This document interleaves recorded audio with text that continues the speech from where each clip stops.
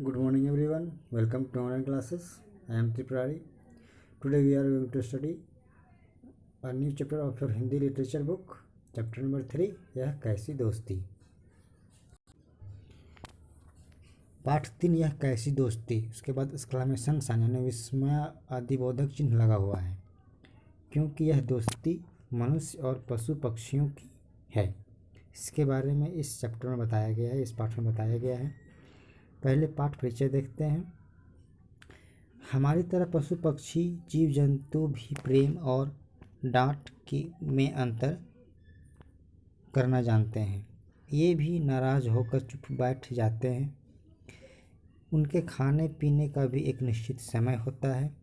किसी पक्षी या पशु को पालते समय हमें उनका विशेष ध्यान रखना चाहिए.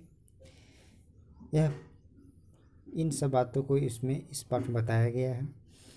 उद्देश्य इस पाठ का है, इस कहानी का, पशु पक्षियों में प्रेम करना, उनका ध्यान रखना, उनकी भावनाओं को समझना. इसमें कुल 5 कैरेक्टर हैं.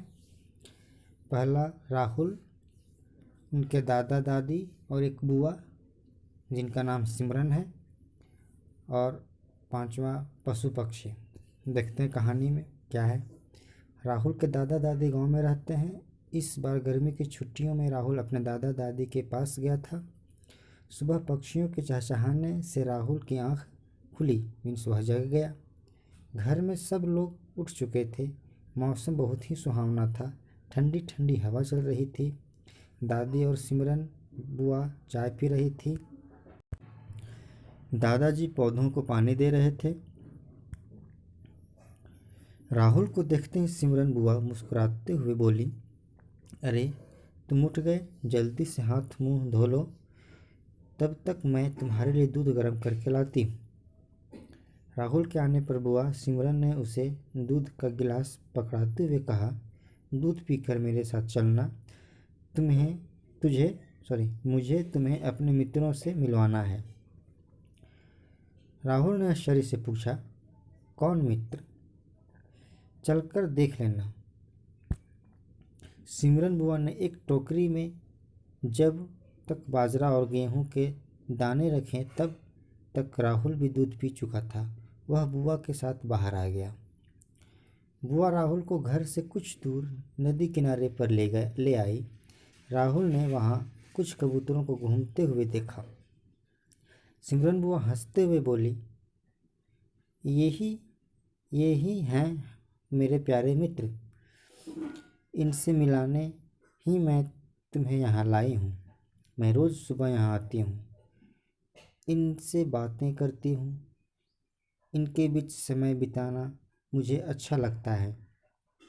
तभी सिमरन को देखते ही गुटरगू गुटरगू करते हुए कबूतर पास आ गए. वे बुआ को पहचानते थे. राहुल को देख वे कुछ पीछे हटे, पर सिमरन बुआ के बुलाने पर फिर पास आ गए. यहाँ इससे साबित होता है कि उन्हें भी ज्ञान होता है, समझ होता है. वे भी नए व्यक्ति, नए जीव की पहचान करते हैं. एक कबूतर उड़कर सिमरन के कंधे पर आ बैठा. उसको देखकर ऐसा लग रहा था वह कुछ नाराज है. बुआ सिमरन ने उसे अपनी हथेली पर रखा और कहा, यह कबूतर काफ़ी चंचल है. बाकी कबूतरों को बहुत परेशान करता है. कभी कभी दूसरे कबूतरों का दाना भी खा लेता है. जैसे घर में छोटे बच्चे नटखट होते हैं. क्या बाकी कबूतर उससे डरते हैं? वे मिलकर भी उसका कुछ भी नहीं बिगाड़ पाते? राहुल ने बुआ से पूछा. नहीं रे, वे इससे बहुत ही प्यार करते हैं. छोटा है ना. जब यह काफ़ी शैतानी करता है तब वे इसे मारते भी हैं. लगता है आज भी ऐसा हुआ है, इसलिए वह नाराज था. जैसे छोटे बच्चे घर में बहुत ही नटखट होते हैं, लेकिन जब काफ़ी शैतानी करते हैं तो पिटाई भी उन्हीं की जाती है. तभी वह कबूतर राहुल के कंधे पर आ बैठा. राहुल चीख पड़ा. सिमरन बुआ ने हंसते हुए कबूतर को पकड़कर अपनी हथेली पर बिठाया. शैतानी करोगे तो ऐसा ही होगा। चलो गुस्सा छोड़ो, सिमरन बुआ कबूतर से बोली। सिमरन बुआ ने अपने हाथ से उसे दाना खिलाया और खुशी से गुटरगू करने लगा। ऐसा लग रहा था वह दूसरे कबूतरों को चिढ़ा रहा हो, क्योंकि उन्हें लाड़ प्यार मिल गया था बुआ से। राहुल को बहुत अच्छा लगा। सिमरन बुआ बोली, राहुल तुम इन्हें दाना खिलाओ, तब तक मैं इनके लिए पानी लाती हूँ। राहुल ने डरते डरते कबूतरों के आगे बाजरा और गेहूं के दाने रखे। राहुल ने देखा वह कबूतर सच में सबको तंग करता है। जैसे ही राहुल दाने डालता, सबसे पहले वही भागता है। उसकी शरारत देख राहुल को बहुत मज़ा आया।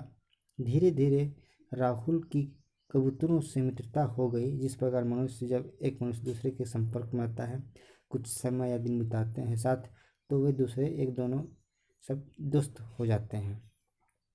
वह रोज़ सिमरन बुआ के साथ वहाँ आने लगा।